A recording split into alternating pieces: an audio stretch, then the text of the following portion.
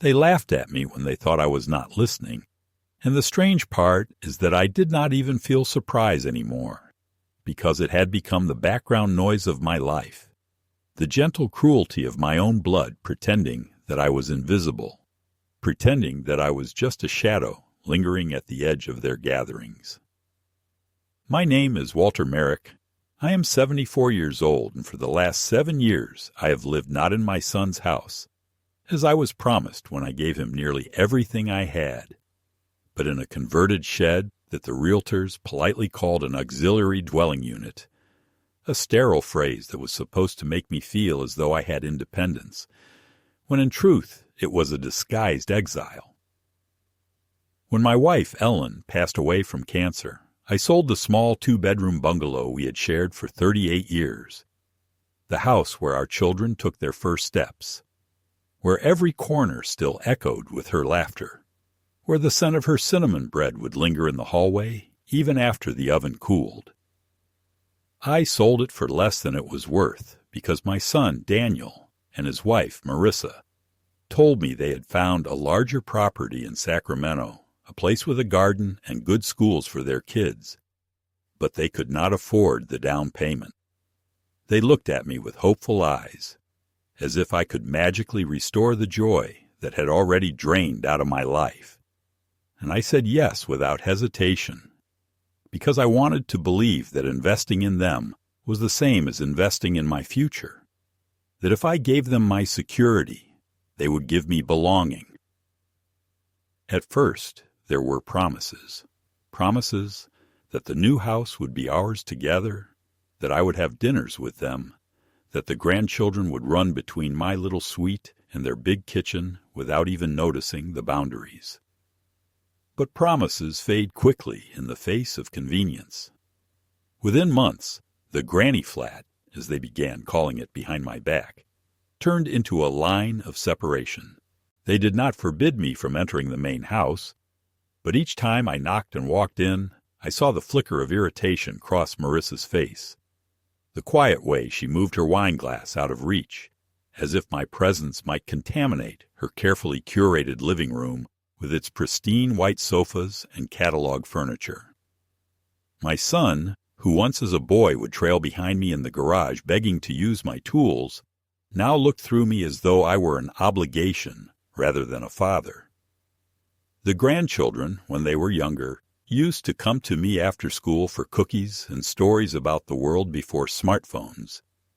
But they grew into teenagers with friends and games, and parents who whispered that Grandpa was old-fashioned, Grandpa was best left alone in his unit with his old television and crossword puzzles.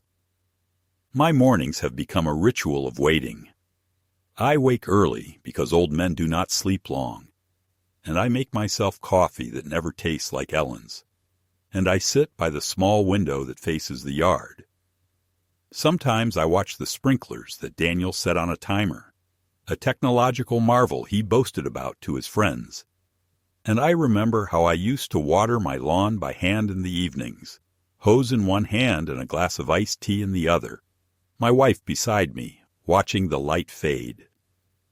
Nostalgia is a cruel companion, because it offers you the sweetness of memory, only to remind you of its loss. I linger with it anyway, because the present offers me little more than the hum of the refrigerator and the ticking of a clock that seems louder each year. I am not a fool. I understand that life changes, that children build their own worlds, that the old are often left to walk behind, clutching scraps of relevance. But what unsettles me is not that I have been placed to the side. It is that my son does not even acknowledge it. He believes that as long as I have a roof, as long as the lights work and there is food in my pantry, he has fulfilled his duty. What he does not see is that he has stripped me of dignity, reducing me to the status of untolerated boarder. There are times when Marissa introduces me to her friends as our neighbor out back, a phrase that pricks like a thorn because it carries the suggestion that I am no more kin to them than the man who delivers their mail. Once, I corrected her gently, said, "I'm Daniel's father." and the room fell silent for a moment before someone changed the subject, embarrassed on my behalf. And since then she has not even pretended to hide her discomfort with my existence. I spend my afternoons with books, though my eyes are not as sharp as they once were. Sometimes I turn the radio low, letting the voices of strangers fill the space so that I do not feel the weight of silence pressing against me. Occasionally, I walk around the neighborhood, leaning on a cane I never wanted to buy, passing by families that look like mine once did, children running ahead, parents carrying grocery bags, laughter spilling out of open doors. I smile at them, though they rarely notice me, and in those moments, I wonder if invisibility is the true inheritance of age, if we all fade into shadows before death claims us. Still, I try to be grateful. I tell myself I'm lucky not to be in a nursing home, not to be truly abandoned. I tell myself that having a small apartment in the backyard of my son's house is better than being alone in some distant city. And yet the truth is that I am alone here too, more alone perhaps, because I can hear the life of my family unfolding only steps away, and I know it no longer belongs to me. Their dinners are filled with the clink of glasses and the rise and fall of conversations I am not part of. Their weekends are packed with outings I am never invited to join.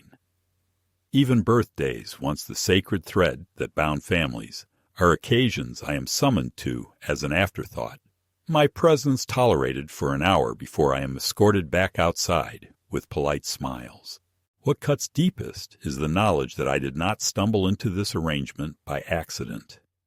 I chose it, believing that sacrifice would buy me closeness. I remember the night I signed over the check from the sale of my home, Daniel's hand gripping my shoulder, his voice thick with gratitude, Marissa kissing my cheek and calling me generous. They told me that I was ensuring the future of the family, that my name would always be honored. I believed them. I wanted so badly to believe that in giving away the bricks and mortar of my past, I was laying the foundation of a shared tomorrow. Now I see that all I built was a wall that separated me from them. And so I linger, day after day, a man who once managed teams, signed contracts, guided colleagues through crises, now reduced to sitting in a narrow room lined with faded photographs, wondering if anyone will remember me as more than the lonely neighbor out back. Perhaps that is why I write these words in my head, as if rehearsing for the day when I will finally speak them aloud, when I will remind them that I am not a neighbor, not a shadow, but the Father whose sacrifices made their comfort possible. I do not know if that day will come.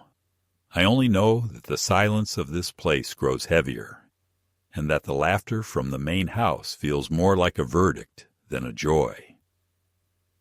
The evening that shifted everything did not announce itself with thunder or some dramatic omen. It arrived in the ordinary shape of a Saturday night, the kind of evening that in another life might have meant Ellen and I going out to the local diner for pie or watching a film together on the old sofa. Instead, I was sitting in my small unit, the air heavy with the scent of reheated soup, when Daniel knocked on the door without waiting for me to answer. He leaned in, wearing a shirt I had bought him years ago, though I doubt he remembered that, and with that slightly distracted expression of someone already thinking of the next task on his list. He said they were hosting a gathering to celebrate his promotion. Regional manager now, he emphasized, though his tone carried no pride, only expectation that I would congratulate him. I offered a smile and the words he wanted, and then he added, almost as an afterthought, that there would be a lot of people, colleagues, neighbors, some of Marissa's friends from her book club, and that I should not feel obliged to mingle too much, because he knew these kinds of things can be tiring at your age. The phrasing was not cruel on the surface, but the implications stung, as if I were a fragile relic that needed to be tucked away before company arrived. Still, I nodded, because I did not want to spoil his evening. By 7 o'clock, the yard and the main house were alive with voices. Cars lined the street, the kind of shiny models that announce success, and laughter spilled out of open windows. From my small kitchen window, I could see lights strung across the patio, bottles of wine on the tables, and people raising their glasses in easy camaraderie. I hesitated before stepping out. I had put on my best jacket, the one Ellen always said made me look distinguished, though now it hung loose on my shoulders after the weight I had lost. My shoes were polished, my hair combed carefully, and still I felt like a man dressing for a role that no longer fit. When I walked across the yard, weaving through clusters of guests, there were polite nods, brief smiles, and a few murmured, "Nice to meet you" greetings, though most quickly returned to their conversations. I hovered at the edge of the patio until Daniel spotted me and, with the genial authority of the host, tapped his glass for attention. He said he wanted to introduce someone special. For one brief, foolish moment, I thought he meant to acknowledge me as the father who had given him more than money, who had shaped his life, who had once carried him on my shoulders when he was small. But then he gestured casually in my direction and said with a half-smile that this was Walter, our neighbor from the back unit, the lonely but kind gentleman who keeps us company in his own way. The phrase landed like a slap dressed in velvet. The crowd laughed, not cruelly, not even knowingly, but with the ease of people enjoying an inside joke. To them it was harmless, perhaps even endearing, to call an old man lonely, to reduce his life to a quaint footnote at the edge of their evening. I tried to smile, though I could feel the heat rising in my face. My grandson, Ethan, who stood near the drinks table, shifted uncomfortably and looked at the ground. No one else seemed to notice. They lifted their glasses. Someone made a jest about every neighborhood needing its wise old owl, and the conversation flowed on, leaving me standing there with my polite smile frozen, a caricature drawn in front of strangers. For a long moment I considered retreating back to my unit, shutting the door behind me, pretending I was too tired to stay. But something in me refused to yield so easily.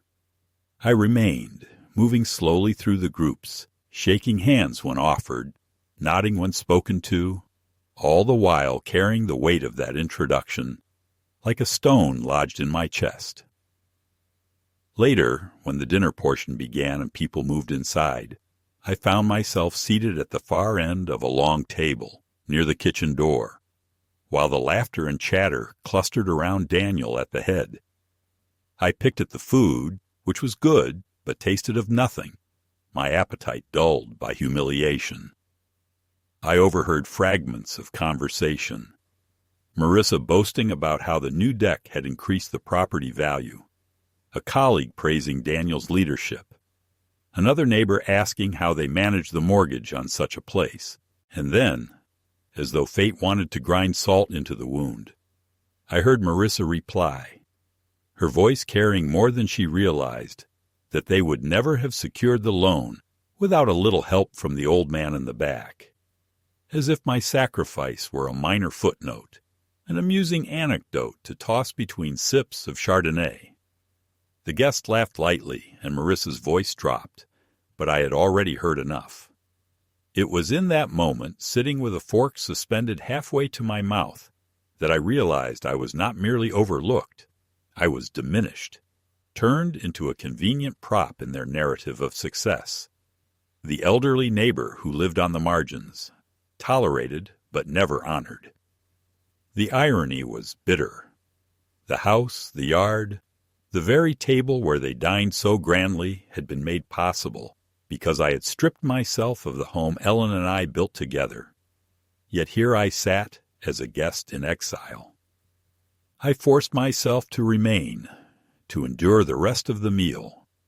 though every laugh and clink of glass felt like another reminder of how far I had been cast out of my own blood. When dessert was served, and Daniel rose to give a speech about hard work and gratitude, he spoke warmly of his colleagues, of his wife, of his children, but not once did he mention me. Not once did he acknowledge that the old man at the far end of the table had given up his security for the sake of this new chapter. The applause that followed was loud, and I joined in weakly, clapping for my son as though I were a stranger applauding a performer. Inside, however, something tightened, something long suppressed stirring awake. For years I had accepted silence, accepted small humiliations, telling myself it was better to endure than to cause friction. But hearing him speak, hearing the ease with which he erased me from the story of his life, planted a seed of resolve. As the guests cheered and raised their glasses once more, I felt a curious calm settle over me. I was not yet ready to speak, not yet ready to break the veneer of civility. But I knew then that the night would not end as they expected.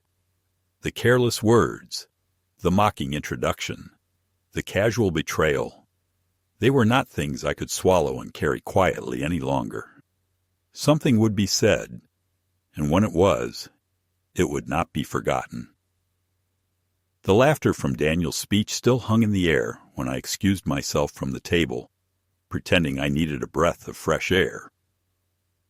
I stepped onto the patio, the night warm with the hum of crickets and the faint smell of jasmine drifting from the neighbor's yard, and I stood there for a moment staring at the string lights that Daniel had hung so proudly, their glow too bright, too festive, as if mocking the heaviness in my chest. I had thought perhaps the moment of humiliation from earlier would fade with the food and the wine, that it would dissolve into the blur of another evening in which I remained invisible. But instead it sharpened with every passing second, growing more pointed as if someone were twisting it deliberately, testing how much I could endure before breaking. I knew then that what had happened was not an accident or a slip of the tongue. It was part of a pattern that had stretched on for years, and I could no longer deny it. I lingered by the railing, watching through the glass as the guests inside carried on, oblivious to the storm that gathered in me. Daniel leaned easily against the counter. Marissa poured more wine, her bracelets clinking like small bells, and the others laughed with the careless joy of people who have no idea what it costs another to maintain their comfort. I should have walked away then, slipped quietly back into my small quarters, let the night pass as all others had. But my ears betrayed me, for I caught fragments of a conversation drifting from the open kitchen window. Marissa's voice, clear and precise, carried as she told a woman beside her that, honestly, the only reason we'd let him have that unit was because the bank wouldn't give us the loan otherwise. He co-signed. Otherwise, we'd never have afforded this place. The words were delivered with the casual arrogance of someone proud of her cleverness, and though she probably believed she was simply sharing an amusing detail, to me it felt like a dagger driven into the marrow of my bones. I staggered slightly, gripping the railing as if to steady myself, and in that instant 1,000 images flooded back. The day I signed the papers, Daniel's grateful smile, Marissa's feigned warmth as she thanked me, my own trembling hand as I handed over the check that represented decades of work, Ellen's voice in my head saying, "We must take care of our children." To hear it reduced to nothing more than a transactional necessity, a manipulation to satisfy a mortgage broker, stripped all dignity from what I had believed was a gift of love. I realized that to them I was not family, not father, not grandfather, but merely a means to an end, an old man whose presence was tolerated because he had once been useful, now relegated to the margins like furniture, too sentimental to throw out, but too unsightly to display. I returned to the table, but the food might as well have been ash in my mouth. Every laugh around me sounded hollow, every gesture rehearsed, and the more I sat there, the more I saw the roles being played. Daniel, the successful manager, charming and confident. Marissa, the graceful hostess, admired and envied, the colleagues eager to bask in their aura of prosperity. And there at the end of the table, myself, the prop, the lonely neighbor trotted out as a curiosity. I watched as Marissa leaned over to refill a guest glass, her diamond catching the light, and I wondered if she ever thought of the hands that had made such luxuries possible. At one point, Daniel made his way down the table, resting a hand briefly on my shoulder as if to remind the guests of my existence. "You doing all right, Dad?" he asked, the words delivered with the same tone one might use for a child, kept up past his bedtime. I nodded, though inside I wanted to grab his hand and force him to look me in the eye, to see me not as a fragile burden, but as the man who had built the foundation under his life. But the moment passed. He turned away before I could form words, already drawn back to the center of the celebration, where his laughter rang louder than mine ever would. When coffee was served, I excused myself again, retreating to the hallway under the pretense of needing the restroom. There I overheard two of Daniel's colleagues murmuring to each other, one of them joking that it's sweet they keep the old man in the back, like a mascot, and the other replying that it must be awkward sometimes, but hey, free childcare, maybe. Their laughter was muffled but unmistakable, and I stood frozen, heart pounding, as if I had stumbled into a play where everyone else knew their lines, and I was the fool who thought he was part of the cast. They did not know I was listening, but that made it worse, because it meant the joke was not meant to wound me directly. It was simply the truth as they saw it, an unthinking cruelty that revealed how completely I had been reduced. I returned once more to the table, my face carefully arranged into a mask, but inside the mask was cracking. The night had become unbearable. The room seemed hotter, the laughter louder, the air heavier. I felt as though Ellen herself sat beside me, her absence pressing into my ribs, and I imagined what she would say if she could see me now, diminished and humiliated by our own child. She had always believed that family was sacred, that love would shield us from the pettiness of the world, and I had carried that faith even after her death. But sitting there, I realized that faith had been misplaced, squandered on people who had learned to see me as a liability rather than a legacy. As the plates were cleared and the music swelled, I stared at my glass of untouched wine and made a decision. I would not let this evening end with me retreating silently into the dark, carrying my humiliation like a secret wound.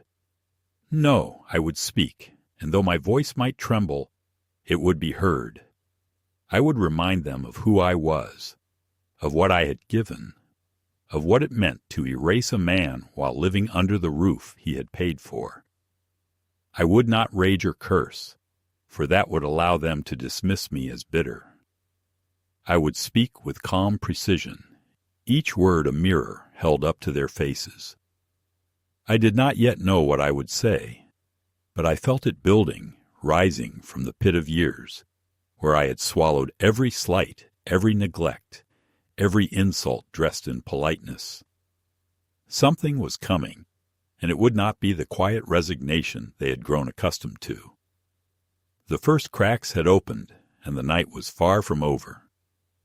I had rehearsed countless speeches in the silence of my little apartment, words that never reached another ear, confessions whispered to the ghost of Ellen, or muttered under my breath when no one was near, but I had never spoken them aloud to those who most needed to hear them.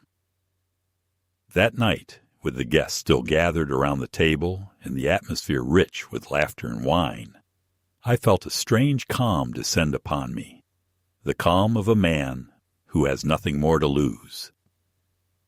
Daniel had just finished another story about a difficult client, his voice filling the room with the self-assurance of someone accustomed to being admired.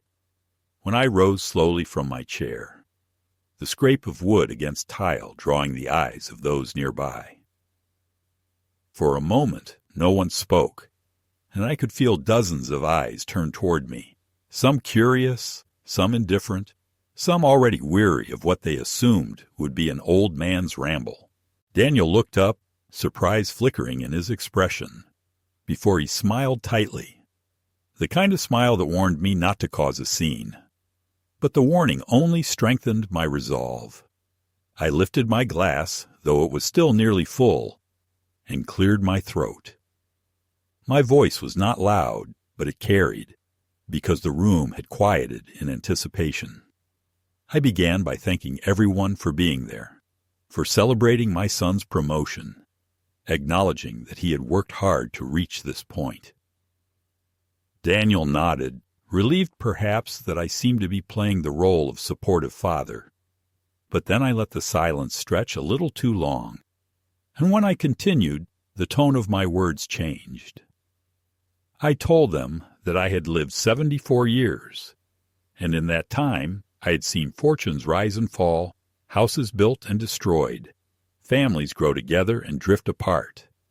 But the one truth I had clung to through every storm was that family was meant to be a refuge, not a stage upon which we pretend.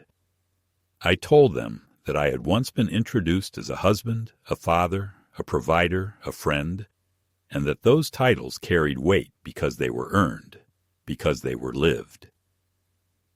Then I paused, looking slowly around the table, letting my eyes settle finally on Marissa, who stared back at me with a kind of forced smile that cannot hide disdain. I said, "Earlier tonight I was introduced as the lonely neighbor. It was meant as a joke, I suppose, something light to make the room laugh. But let me tell you what that really means.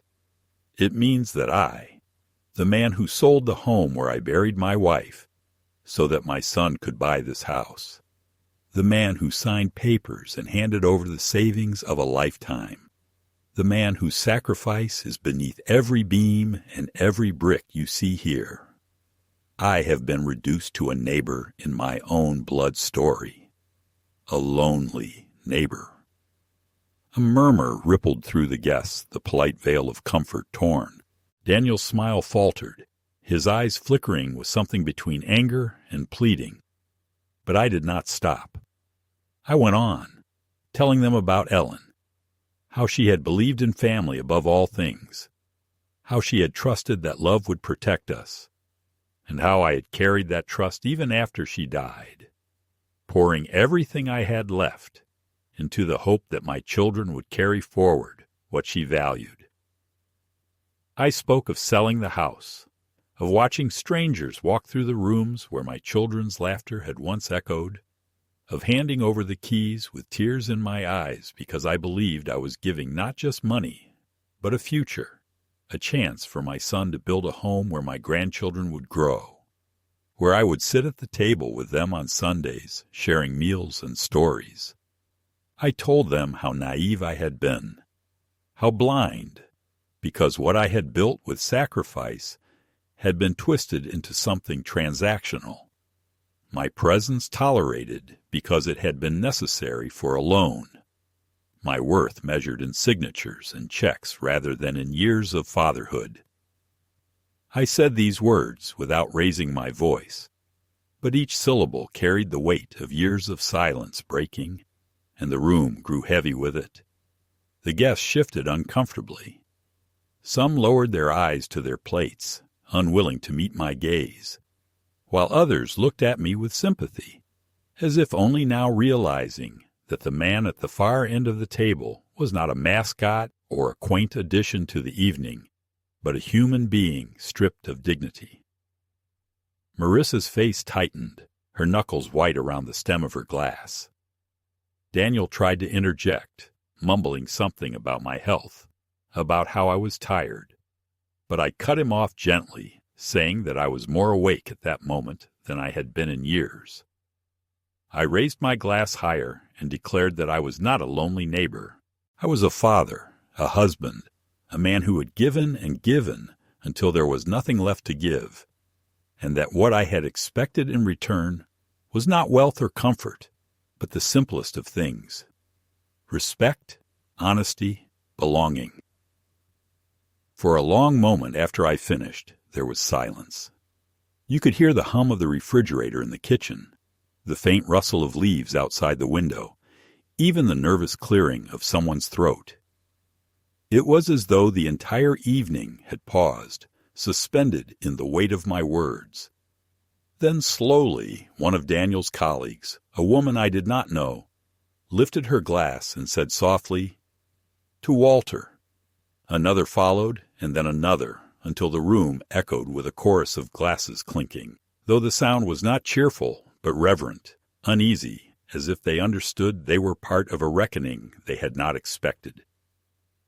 Daniel's face was pale, his jaw tight, Marissa's lips pressed into a thin line. But I sat down slowly, my hands steady as I finally drank from the glass that had sat untouched before me all night. I tasted the wine, bitter and sweet at once, and in that moment I felt lighter, not because I believed my words had changed their hearts, but because I had spoken them at all. For the first time in years, I had not swallowed the humiliation. I had not buried the wound. I had shown them, if only for a moment, the truth they had tried so hard to bury. The silence that followed my toast did not dissolve easily. It lingered in the air like smoke after a fire, clinging to the walls and to every uneasy glance cast around the table. The guests, uncomfortable at having been pulled into something raw and unpolished, tried slowly to recover, picking up conversations in muted tones. But the atmosphere had shifted. The laughter that had bubbled so effortlessly before now sounded forced, like actors stumbling through forgotten lines. Daniel sat stiffly, his hands clasped too tightly on the table, his knuckles white, and Marissa's smile, brittle and strained, seemed painted on, a mask stretched over seething anger. For the first time in years, I felt them truly see me, not as the quaint figure at the periphery of their lives, but as a man capable of disrupting their carefully managed image. That realization terrified them more than my words themselves. When the guests began to drift toward the patio again, finding safety in smaller groups where they could murmur about what had just happened, Daniel stood abruptly and asked me to come with him. His voice was low, but sharp, the voice of a man determined to reclaim control before the spectacle became permanent. I followed him into the hallway, past the framed photographs of vacations and achievements from which I was conspicuously absent, until we reached the small study at the back of the house. He shut the door quickly, and the smile he had forced for the guests vanished at once. His face hardened, the mask replaced by the raw irritation of a son confronted with truths he had spent years avoiding. "What the hell was that?" he hissed, his voice low but trembling with fury. "Do you have any idea what you just did? In front of my colleagues, my friends? You embarrassed me. You embarrassed Marissa. You embarrassed yourself." His words came fast, each one a blow meant to push me back into silence. I let him finish, watching him with the calm of a man who had already endured worse storms. And when he finally stopped to catch his breath, I asked him quietly why he thought telling the truth was embarrassing. He glared at me as though I had spoken in a foreign language. "You made me sound ungrateful, like we used you. That's not how it is. You chose to help us. You wanted to." I nodded slowly, acknowledging that he was right about one thing. I had chosen. But I told him that my choice had been made with trust, with the belief that love would frame the gesture, not reduce it to a mere financial transaction. I told him that tonight had stripped away any illusion that he still saw me as family. Daniel's face darkened, and for a moment he looked not like my son, but like a stranger, his jaw clenched in a way I had never seen before. "You don't get it," he said finally. "You're old. You don't understand how things work now. People don't want to hear about sacrifice and hardship. They want to hear about success, about progress. You drag us down with your stories, your constant reminders of the past. That's why I said what I did. It was easier, lighter. Nobody wants to hear your sob story." The words should have broken me, but instead they clarified everything. They confirmed what I had feared, that I was no longer seen as a father, but as a liability, something to be managed, explained away, minimized. I felt the last remnants of hope shrivel, but alongside the pain came a rising strength, the same strength that had carried me through years of work, of loss, of burying the woman I loved. I told him then, in a voice that did not waver, that the house he so proudly claimed as his stood on the bones of my sacrifices, and that if he wanted me erased, he would need more than clever words and laughter from his guests. The door opened suddenly, and Marissa stepped in. She must have been listening, because her eyes burned with a sharp, controlled anger. She looked at me with none of the forced sweetness she usually employed, only the cold clarity of someone tired of pretending. "He's right," she said flatly. "You don't belong in this house, not really. You live in that little unit because we allowed it. Don't confuse necessity with generosity. You think you did us a favor, but the truth is, you were just lucky we didn't put you in a nursing home when Ellen died. Do you know how many families would have done that without hesitation? You should be grateful you're still here at all." The words struck harder than Daniel's had, because they were unvarnished, stripped of any pretense. She meant them, every syllable. For a long moment I simply stared at her, and in that stare I saw not the daughter-in-law I had once welcomed into my home with open arms, but an adversary who saw me as an obstacle, a reminder of weakness, a shadow threatening her image of perfection. Daniel said nothing, and his silence told me more than his words ever could. He agreed, or at least lacked the courage to disagree. It was then that Ethan appeared in the doorway. My grandson, taller now, awkward in his own body, but with eyes that still carried traces of the boy who once climbed onto my lap to hear stories about how his grandmother and I met. He had heard enough to understand, and his voice trembled when he said, "Mom, Dad, that's not fair." Marissa snapped at him to go back outside, but Ethan did not move. He looked at me, then at his father, and finally he whispered, "I didn't know. I didn't know he gave you everything." His voice cracked, and in that moment I realized that though Daniel and Marissa had tried to erase me, they had not yet succeeded in erasing the truth from the eyes of their own child. Marissa stormed past him, muttering something about damage control, leaving Daniel to deal with the fallout. My son turned on Ethan, scolding him for eavesdropping, but the boy stood his ground, his jaw set in a way that reminded me painfully of Ellen when she refused to back down. For the first time in years, I felt a flicker of connection across the generations, fragile but real, and I held on to it like a lifeline. The rest of the evening unraveled quickly. The guests, sensing the tension, left earlier than they might have otherwise, murmuring polite farewells while casting curious glances toward me. Daniel avoided looking at me as he shook hands, his smile rigid, his laugh too loud. But the mask was cracked, and everyone could see it. When the last car pulled away and the house fell into uneasy quiet, Daniel came to me with a desperate look in his eyes, the look of a man cornered. He handed me an envelope, thick with cash, and said in a low voice, "Take this. Let's forget about tonight. Let's just move on." The gesture, meant perhaps as peace, felt like the deepest insult of all. To him, my dignity could be bought, my silence secured with bills pulled from an account fattened by the very money I had given him. I set the envelope down on the table without opening it and walked out into the night. Back in my small quarters, the anger burned through me, but beneath it lay something steadier. Clarity. The illusion had been shattered. I was not family in their eyes, only an inconvenient tenant, a reminder of debts they wanted forgotten. Yet there was still one thing they did not know, one truth that remained hidden behind the paperwork they had never bothered to read carefully. The co-signed mortgage, the ownership rights, the legal ties that gave me far more power than they realized.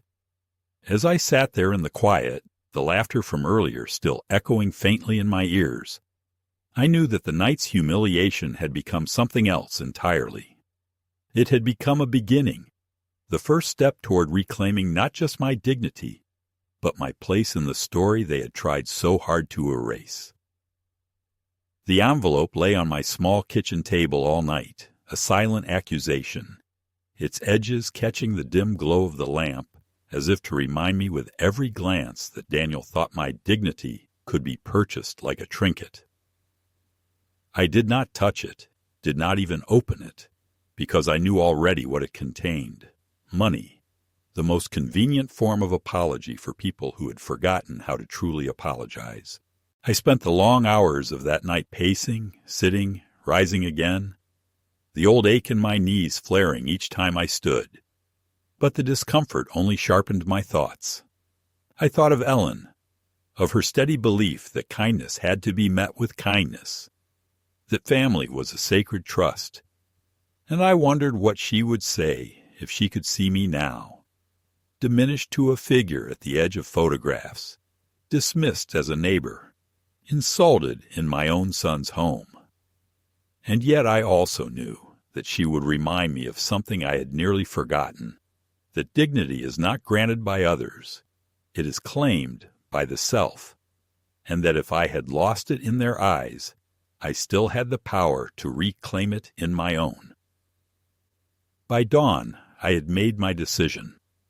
The light crept slowly into the yard, painting the grass silver, and I sat at the small desk in my unit, pulling out the file of documents I had kept in the bottom drawer, the ones I had signed years ago when I sold my home and poured everything into Daniel's future. They were yellowing now, but still clear. My name, written firmly in ink, alongside his and Marissa's, equal owners of the property, bound together not just by blood, but by law. They had treated me as though I lived here at their mercy, but the truth was otherwise.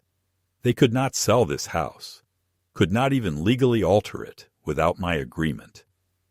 They had never thought I would use that power, because they had mistaken my silence for weakness. That mistake would end today. I waited until the afternoon, when Daniel and Marissa were both in the house. I saw Marissa's car in the driveway, Daniel's shoes by the door, the faint clatter of dishes from inside. My hands trembled as I gathered the documents and slipped them into a folder, not from fear, but from the weight of what I was about to do. This was not just about money or property. It was about drawing a line that could never be erased. When I stepped onto the patio and knocked at the sliding door, Marissa opened it, her face tightening the instant she saw the folder in my hands. She tried to smile, but her voice betrayed her tension as she asked what I needed. I told her I wanted to speak with both of them, and Daniel appeared from the kitchen, his expression already wary. I sat at their polished dining table, the same table where I had been humiliated days before, and laid the documents down between us. For a long moment I did not speak, letting them look, letting them see my name there, equal and undeniable. Then I told them calmly, almost gently, that I was done being treated as a tolerated burden. I said that I had given them everything, not only the money from the sale of my home, but the faith that they would honor me as family, and that in return they had offered only neglect, humiliation, and contempt. Their faces darkened, Marissa's mouth a thin line of fury, Daniel shifting uncomfortably as though caught in a trap he had not seen coming. I told them I was selling my share of the house. My voice did not waver, though inside my heart pounded with a strange mixture of grief and exhilaration.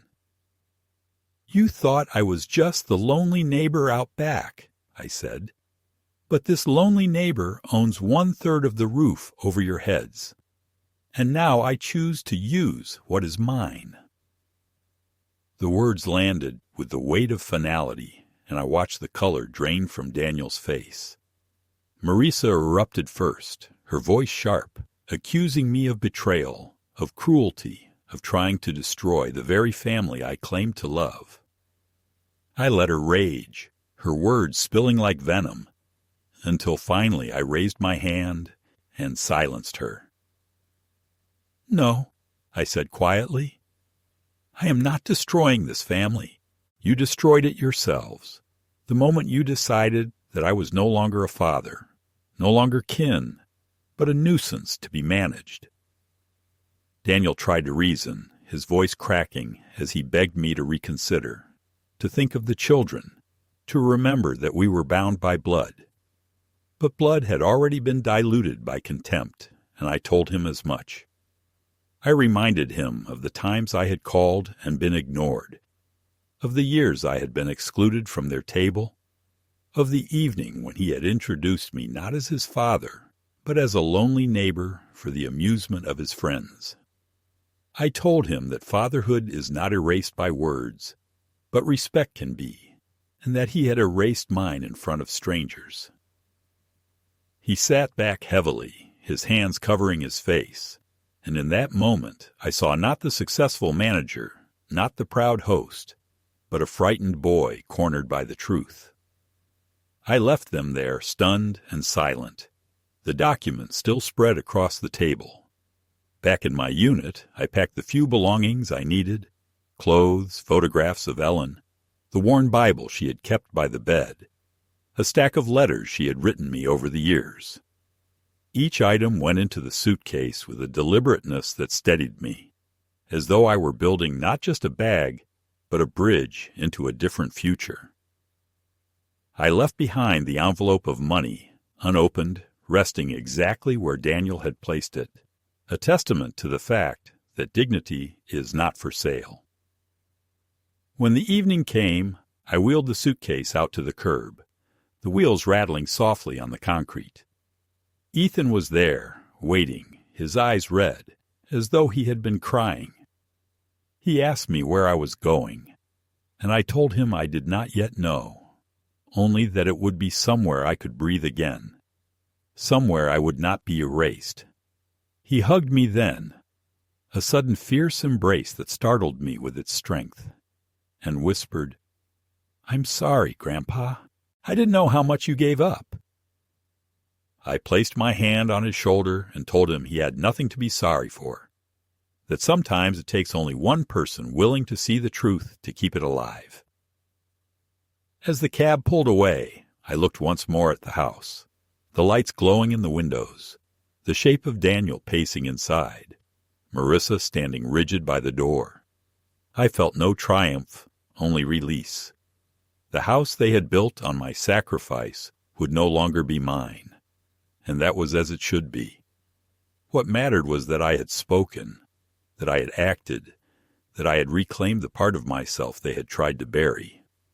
For years I had been silent, shrinking into the role of the forgotten old man. But tonight, in that house where I had been mocked and diminished, I had reminded them, and myself, that I was still here, still capable of choosing, still a man whose life could not be rewritten by anyone else's narrative. And as the cab carried me away into the dark streets, I felt a strange peace settle over me, the peace of a man who had finally taken back his name.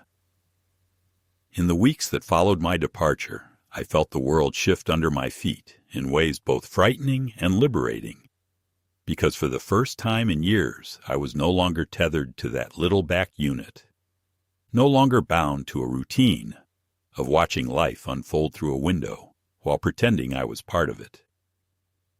I moved into a modest residence for seniors on the other side of town, a place with beige walls and linoleum floors that would never appear in glossy magazines, but where the staff greeted me each morning by name, where people asked me how I was and actually waited for an answer, where I could sit in the dining room with other souls who had been overlooked by their families and feel less like an exile and more like a man among equals.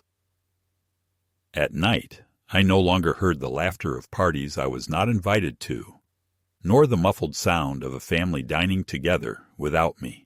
Instead, I heard the steady hum of the building, the soft footsteps of nurses, and above all, the gentle rhythm of my own breathing, unburdened at last. I thought often of Ethan, of the look in his eyes that night as he hugged me and whispered his apology, a look that carried both shame and determination, as though he were making a silent promise to himself never to repeat the mistakes he had witnessed. I had not expected to hear from him again so soon, but one afternoon as the winter sun poured weakly through the wide windows of the common room, an envelope arrived addressed in his uneven scrawl. Inside was a photograph he had taken, a candid shot of me standing with my glass raised during that fateful toast, my face illuminated not by the lights but by the intensity of my words. Beneath the photograph he had written, "To Walter, who showed me what it means to be a man." My throat tightened as I read those words, for they were more than a compliment. They were vindication, proof that even if Daniel and Marissa chose to erase me, the truth of who I was had not vanished completely. It had taken root in the next generation. A week later, a second letter came, this time longer. Ethan told me he had moved out of the house, that the air inside had grown too heavy after my departure, filled with arguments and recriminations, his parents snapping at each other over money, over appearances, over my name spoken like a ghost they wanted to banish. He had chosen to live with friends for a while, working odd jobs, uncertain of his path, but certain that he did not want to inherit a legacy of silence and pretense. He wrote that he had taken copies of the documents, the ones with my name alongside his parents, and kept them safe, not for leverage, but as a reminder that family cannot be built on deception. He thanked me for showing him that standing up, even when it costs you everything, is sometimes the only way to keep hold of your soul. I folded his letter carefully, placing it with Ellen's Bible and the photograph of her I kept by my bed. In that quiet room, I felt her presence more strongly than I had in years, as though she were smiling faintly, telling me I had finally done what she would have wanted, not the sacrifice, not the endless endurance, but the act of saying enough. When love had been twisted into something unrecognizable, and for the first time in a long time, I did not feel like the lonely neighbor or the tolerated relic. I felt like myself again, Walter Merrick, husband, father, man. Life did not become easy, but it became honest, and that was enough. I took walks with other residents. I played chess with a retired teacher who argued over every move. I read aloud from the newspaper to those whose eyes had dimmed more than mine. And sometimes, in the quiet moments before sleep, I thought of Daniel and Marissa, still pacing their perfect house, still clutching at appearances, while the foundation beneath them trembled. I did not hate them, for hate is just another form of chain, and I had finally cut mine. What I felt was something colder, but cleaner. Release. The world had decided once that I was invisible, but I had spoken and acted until I could no longer be ignored. And in that final act, I had reclaimed the one thing that no one can give and no one can take away, my dignity.